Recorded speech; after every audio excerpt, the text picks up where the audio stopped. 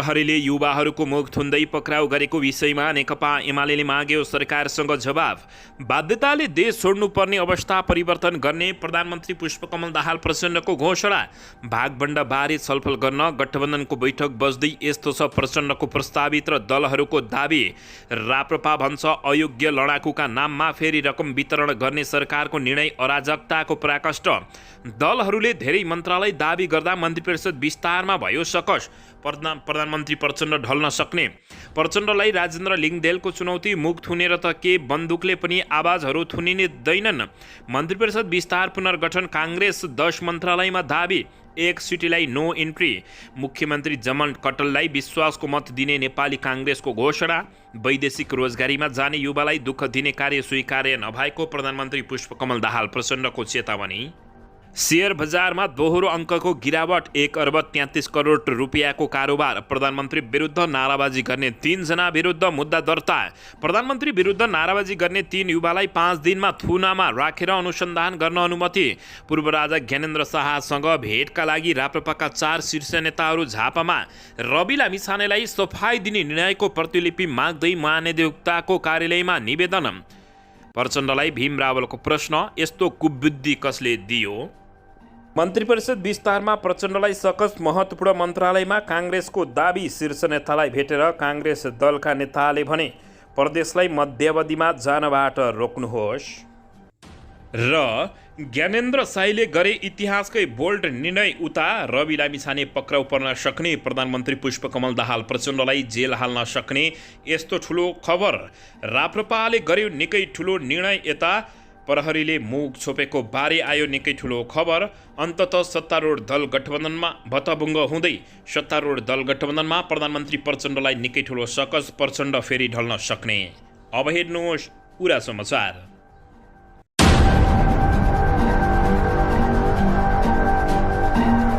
दर्शक महानुभावहरू नमस्कार। नेपाली न्युज टिभीको न्युज बुलेटिन खबरमा यहाँहरूलाई हार्दिक स्वागत छ। सदाझैँ आज पनि तपाईँहरूमाझ देश तथा विदेशका महत्त्वपूर्ण समाचार अपडेटका साथ उपस्थित भइसकेका छौँ।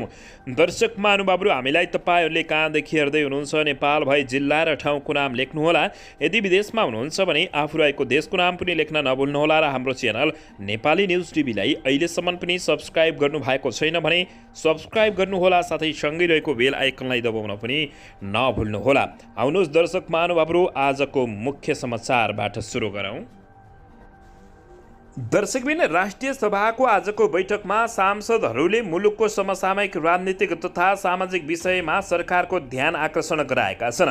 प्रहरीहरूले युवाहरूको मुख थुन्दै पक्राउ गरेको विषयमा नेकपा एमाले सरकारसँग जवाफ मागेको जानकारी प्राप्त भएको छ।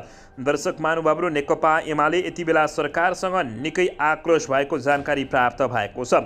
शून्य समयमा नेकपा एमालेकी सांसद बिमला राई पौडेलले नागरिकको स्वतन्त्रपूर्वक बोल्न पाउने हक तथा अधिकार विपरीत प्रहरीले गतिविधि गरेको जनाउँदै किन त्यस्तो भएको हो भन्दै गृह मन्त्रालयसँग उचित जवाफ माग गरेकी छिन्। हिजो बानेश्वरमा प्रधानमन्त्री पुष्पकमल दाहाल प्रचण्ड विरुद्ध सहभागी भएको एक कार्यक्रममा केही व्यक्तिले नारा लगाएपछि प्रहरीले उनीहरूको मुख थुनेर नियन्त्रणमा लिएको थियो। त्यसपछि सामाजिक सञ्जालमा सो घटनाको आलोचना भएको थियो। पौडेलले सोही घटनालाई लक्षित गर्दै गृह मन्त्रालयसँग जवाफ मागेकी हुन्। दर्शकबिन यसैबीच प्रधानमन्त्री पुष्पकमल दाहाल प्रचण्ड विरुद्ध नाराबाजी गर्ने 3 युवालाई 5 दिनमा थुनामा राखेर अनुसन्धान गर्न अनुमति दिएको छ। प्रधानमन्त्री पुष्पकमल दाहाल प्रचण्ड विरुद्ध नाराबाजी गर्ने 3 युवालाई थुनामा राखेर अनुसन्धान गर्न प्रहरीले अनुमति पाएको छ। जिल्ला प्रहरी प्रशासन कार्यालय काठमाडौँले पक्राउ गरेको 3 युवालाई 5 दिनसम्ममा थुनामा राखेर अनुसन्धान गर्न प्रहरीलाई अनुमति दिएको हो। मङ्गलबार बानेश्वरमा प्रधानमन्त्री विरुद्ध नाराबाजी गरेको आरोपमा सोलुखुम्बुका 23 वर्षीय उद्धव बस्नेत, बागलुङका 30 वर्षीय सोम शर्मा र बझाङका 18 वर्षीय विप्लव खड्कालाई प्रहरीले पक्राउ गरेको थियो।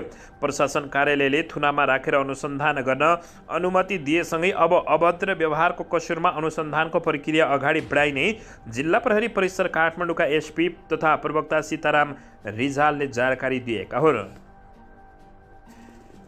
दर्शकबिन यसैबीच यता प्रधानमन्त्री पुष्पकमल दाहाल प्रचण्डले सत्ता गठबन्धनको बैठक बोलाएका छन्। मन्त्री परिषदलाई पूर्णता दिने विषयमा छलफल गर्नका लागि प्रधानमन्त्रीले गठबन्धनका शीर्ष नेताहरूको बैठक बोलाएका हुन्। बैठक 4 बजे बालुवाटारमा बस्ने एकीकृत समाजवादी पार्टीका नेता प्रकाश ज्वाराले जानकारी दिएका छन्। उनले बैठकमा मन्त्री परिषद विस्तारबारे छलफल हुने बताएका हुन्। गठबन्धनमा अहिले 10 दल सहभागी रहेका छन्। प्रधानमन्त्री प्रचण्डले चैत 6 गते विश्वासको मत लिएसँगै सरकारलाई पूर्णता दिने तयारी थालेका छन्। प्रधानमन्त्रीले आफूहरूलाई विश्वासको मत दिने सबै दललाई सरकारमा समेट्ने गरी प्रस्ताव अगाडि बढाइएको बताइएको छ।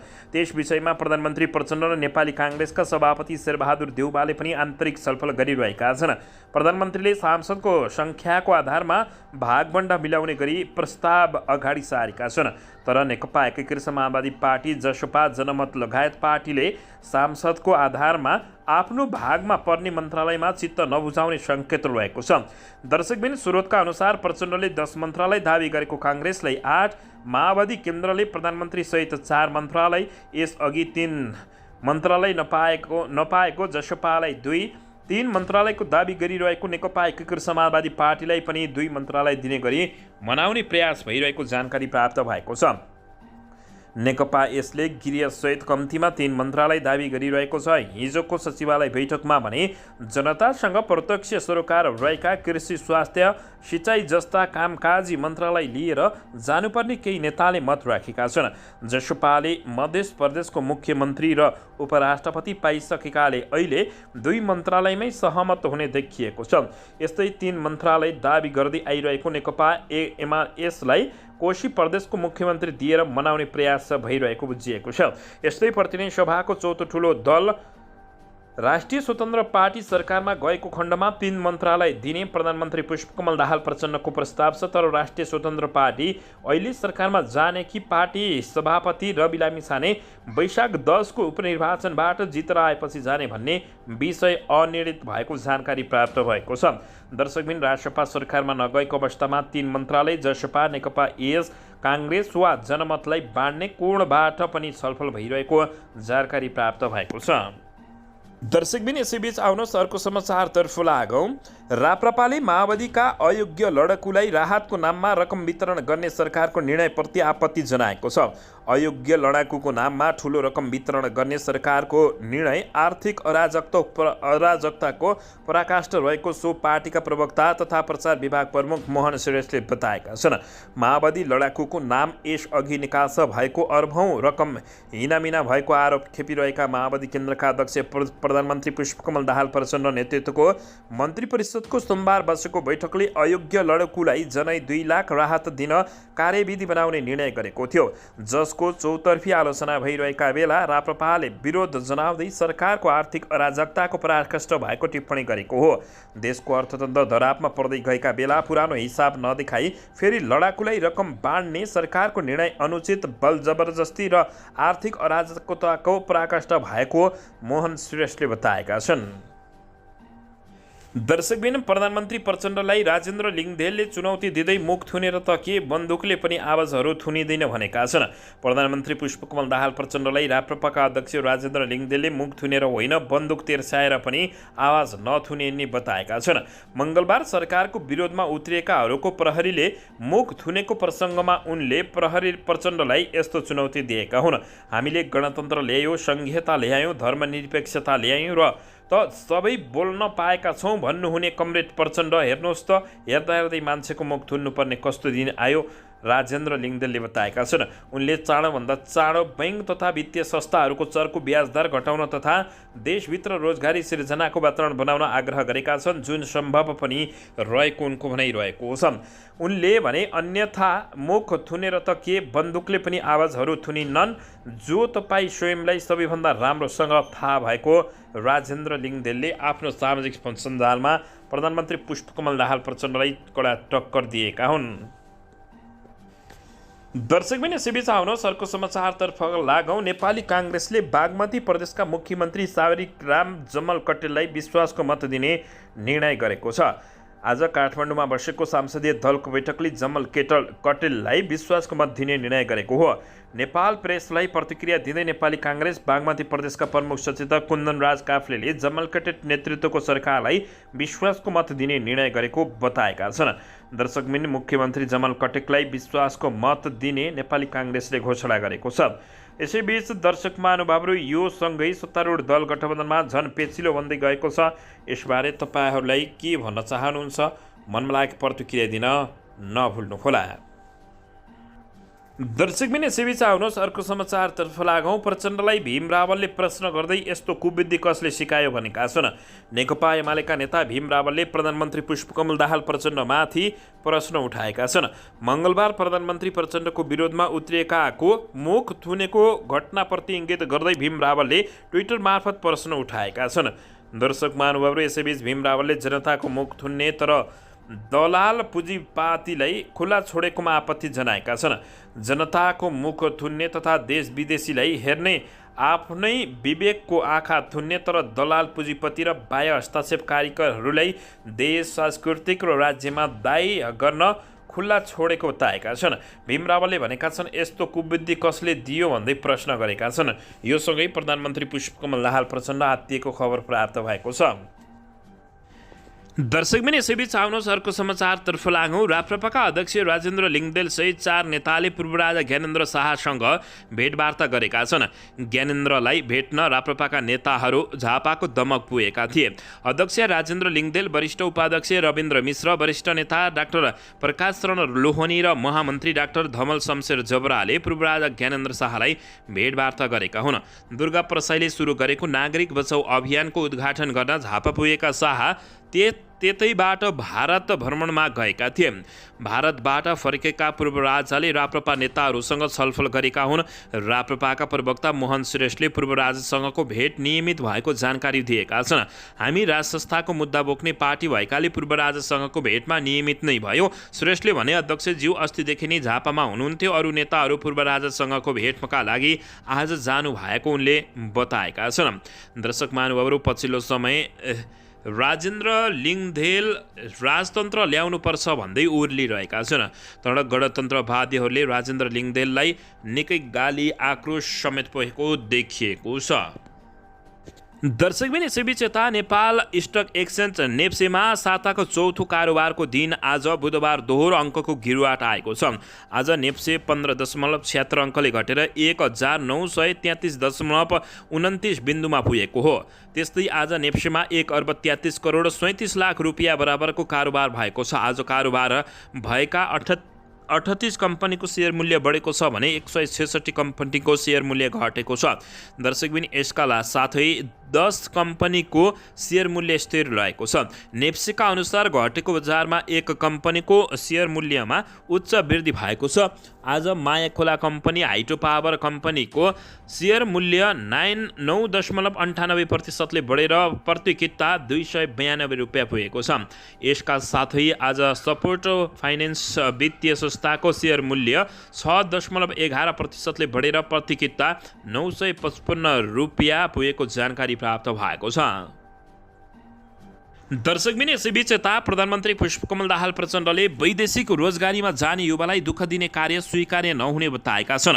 वैदेशिक रोजगारीमा बाध्यताले जाने अवस्था अन्त्य गर्ने समेत प्रधानमन्त्री प्रचण्डले घोषणा गरेका हुन्। प्रधानमन्त्री पुष्पकमल दाहाल प्रचण्डले रोजगारीका लागि विदेश जाने युवालाई कुनै पनि किसिमले दुःख दिने, ठगी गर्ने, ढुलासिस्ती गर्ने अब यस्ता कार्य स्वीकार नहुने बताएका छन्।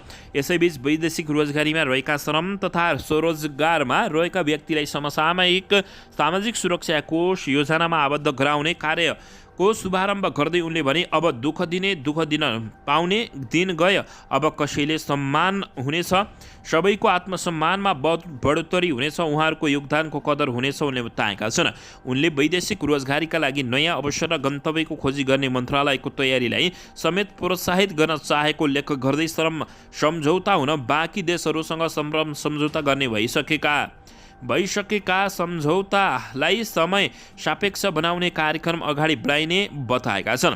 उनले विदेशमा रहेका नेपालको हक हित सुविधा बढोत्तरी गर्ने र त्यसबाट हुने लाभलाई गुणात्मक रूपमा बढाउने विषय सरकारको प्राथमिकतामै रहेको प्रधानमन्त्री पुष्पकमल दाहाल प्रचण्डले बताएका छन्।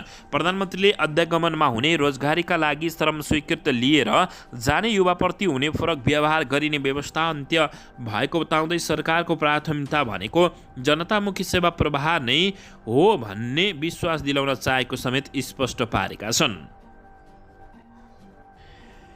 दर्शकबिन निर्वाचन आयोगले उपनिर्वाचनमा भाग लिन इच्छुक राजनीतिक दलको आजबाट दल दर्ता सुरु गर्ने भएको छ। निर्वाचन आयोगले वैशाख 10 गते हुन गइरहेको उपनिर्वाचनको प्रयोजनका लागि आजदेखि चैत 12 गतेसम्म दल दर्ताको समय सीमा तोकेको छ। चितवन क्षेत्र नम्बर 2, 12 क्षेत्र नम्बर 2 र तनहुँ क्षेत्र नम्बर 1 मा वैशाख 10 गते उपनिर्वाचन हुने भएको छ। राष्ट्रिय स्वतन्त्र पार्टीका सभापति रवि लामिछानेले गत मङ्सिर 4 गतेको निर्वाचनमा निर्वाचित भए पनि नागरिकता सम्बन्धी मुद्दामा सर्वोच्च अदालतले उनको पद बदर गरेपछि चितवन क्षेत्र नम्बर 2 रिक्त हुन पुगेको थियो भने तत्कालीन जसपाका केन्द्रीय महासचिव रामसय प्रसाद यादव चैत 3 मा उपराष्ट्रपति निर्वाचनपछि 12/2 मा सांसद पद रिक्त भएको छ। दर्शकबिन यसैगरी तनहुँ क्षेत्र नम्बर 2 बाट निर्वाचित नेपाली काङ्ग्रेसका वरिष्ठ नेता रामचन्द्र पौडेल राष्ट्रपति निर्वाचित भएपछि सो स्थान रिक्त हुन पुगेको अवस्थामा अन्ततः उपनिर्वाचनका लागि आजबाट दल दर्ताको प्रक्रिया सुरु भएको जानकारी प्राप्त भएको छ।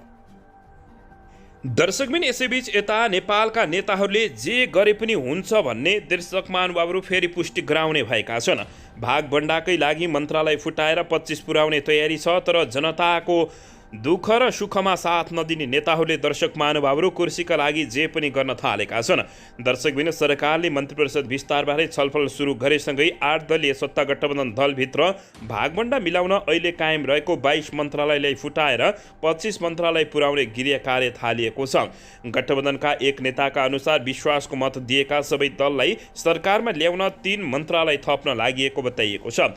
संविधान अनुसार 25 भन्दा बढी मन्त्रालय बनाउन नपाइने भएकाले संविधानभित्र रहेर मन्त्रालय थप्ने तयारी भएको जिकिर गर्दै ती नेताले भने भौतिक पूर्वाधार तथा यातायात मन्त्रालय र उद्योग वाणिज्य तथा आपूर्ति मन्त्रालय विभाजन हुने सम्भावना रहेको बताइएको छ।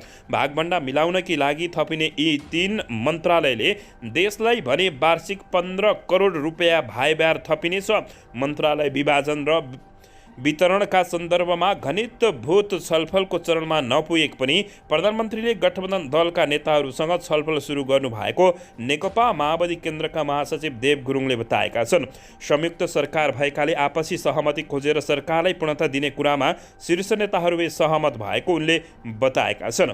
मन्त्रालय कसले कुन लिने र कतिवटा लिने भन्ने कुरा सहमतिबाटै हुन्छ, माग दाबी सबैको ठुलो छ। यद्यपि हामी भागभण्डामै अल्मलिएर सहमतिको बाधक बन्नु हुँदैन, माओवादी त्यो बाधक नबन्ने उनले बताएका छन्।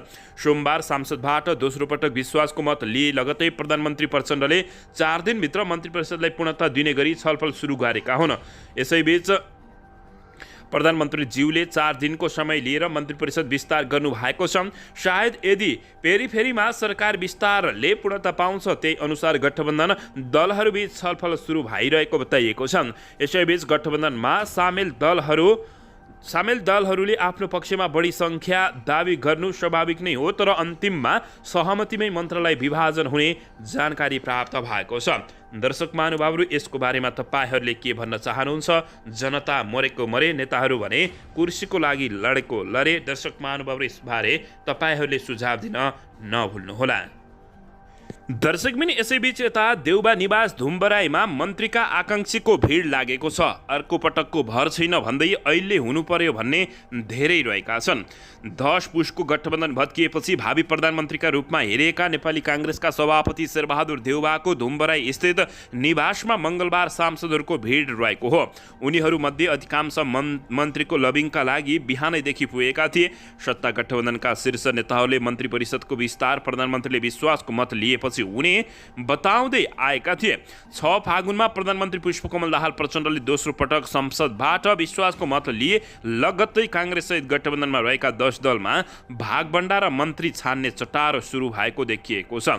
जनताका समस्याका बारेमा कुरा होइन, कुर्सीको लागि निकै भागदौड भएको छ। देउवा निवास डुम्बरैमा 7 चैतमादेखि मन्त्रीका आकाङ्क्षीदेखि प्रदेश सभामा भागभण्डा मिलाउन अनुरोध गर्ने मन्त्रालयमा भन्नु गरिदिनुहोस् आग्रह गर्ने सम्मको भिड लाग्न थालेको छ। दर्शक महानुभावहरू, यसले नेपालको राजनीतिलाई कहाँ पुर्याउँछ, यसबारे तपाईँहरूले मनमा लागेको प्रतिक्रिया दिन नभुल्नुहोला। दर्शकबिन, यसैबीच यता धरान उपमहानगरपालिकाका वडा अध्यक्षहरू आन्दोलित भएका छन्। मेयर हर्क साम्पाङ राईले आफूहरूको अपमान गरेको भन्दै उनीहरूले हातमा कालोपट्टि बाँधेर जनताको नियमित काम गरेका छन्। धरान उपमहानगरपालिकाका प्रवक्ता सूर्यबहादुर भट्टराईका अनुसार मेयर हर्क साम्पाङका सहायक स्वकीय सचिवले उपमहानगरको लेटर प्याडमा वडा अध्यक्षहरूलाई निर्देशन दिएको भन्दै विरोध जनाएका हुन्। भट्टराईका अनुसार मेयरका सहायक स्वकीयले वडा अध्यक्षहरूलाई अहिलेसम्म वडाले गरेको गतिविधि पठाउन 29 फागुनमा निर्देशन गरेका थिए। उक्त पत्रले आफूहरूको अपमान भएको वडा अध्यक्षहरूको भनाइरहेको छ। अधिकार क्षेत्रभन्दा बाहिरको उक्त निर्देशन फिर्ता हुनुपर्ने माग वडा अध्यक्ष एवं कार्यपालिकाका सदस्यहरूले गत 1 चैतको कार्यपालिकाको बैठकमा राखेका थिए, जसका कारण बैठकमा विवाद सिर्जना हुँदा कार्यपालिका बैठक नै स्थगित गर्नु परेको हो। भट्टराईका अनुसार 1 चैतमा भएको कार्यपालिका बैठकमा निर्देशन पत्रको विषयमा फरक मत राखेको भन्दै 3 चैतमा मेयर हर्क साम्पाङले 10 नम्बर वडाका अध्यक्ष विवेक राईलाई स्पष्टीकरण सोधेका थिए। मेयरको सचिवालयबाट भएको निर्देशन र मेयर साम्पाङको स्पष्टीकरण दुवै कदम गलत भएको उनीहरूको भनाइरहेको छ। दुवै गलत कदम सच्याउनका लागि 5 चैतमा 28 जना कार्यपालिका सदस्यहरूले मेयर हर्क साम्पाङको ध्यान आकर्षण गराएको बताइएको छ। तर मेयर साहबले आफूले राखेका मागका बारेमा व्यवस्था गरेपछि बाध्य भएर विरोध स्वरूप कालोपट्टि बाँधेर जनताको काम गरिरहेको उनले बताएका छन्। पछिल्लो समय हर्क साम्पाङ विरुद्ध नेताहरू एकजुट भएको देखिएको छ। दर्शकबिन, यसैबीच यता राष्ट्रिय स्वतन्त्र पार्टीका सभापति रवि लामिछानेलाई शक्ति केन्द्रको दबावमा परेर राहदानी विवादमा उन्मुक्ति दिन लागेको भन्दै अख्तियार दुरुपयोग अनुसन्धान आयोगमा फेरि युवराज सफलले उजुरी गरेका छन्। अमेरिकी नागरिकता कायम हुँदाहुँदै रवि लामिछानेले नेपाल सरकारलाई गुमराहमा राखेर राहदानी लिएको अनुसन्धान गर्न माग गरेर युवराज पौडेल सफलले उजुरी दिएका हुन्।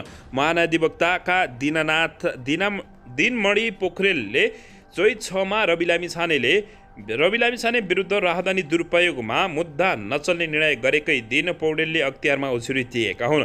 यथेष्ट प्रमाण हुँदाहुँदै रवि लामिछानेलाई पक्राउ समेत नगरी आर्थिक लेनदेन, पदीय स्वार्थ र शक्ति केन्द्रको चलखेलमा उम्कन खोजाएकोमा उजुरीमा उल्लेख गरिएको छ। निवेदक पौडेलले भनेका छन्, जिल्ला सरकारी वकिल कार्यालय काठमाडौँका प्रमुख अच्युतमणि नेउपाने, उच्च सरकारी वकिल कार्यालय पाटन, ललितपुरका कार्यालय प्रमुख कृष्णमोहन कोइराला र महाधिवक्ताका कार्यालयका प्रमुख दिनमणि पोखरेलले समेत आफ्नो पदीय दायित्व र अख्तियारको दुरुपयोग गरी राहदानी दुरुपयोग अनुसन्धानको कसुरदार रवि लामिछानेको मुद्दामा क्लिन चिट दिने निर्णय गरेकाले निजहरूबाट सम्बन्धित सकल फाइल झिकाई तत्काल अनुसन्धान गरी हदैसम्मको कारबाही गरी पाऊँ भनी माननीय प्रमुख आयुक्तज्यू समक्ष यो निवेदन पेश गरेको छु, उनले बताएका छन्।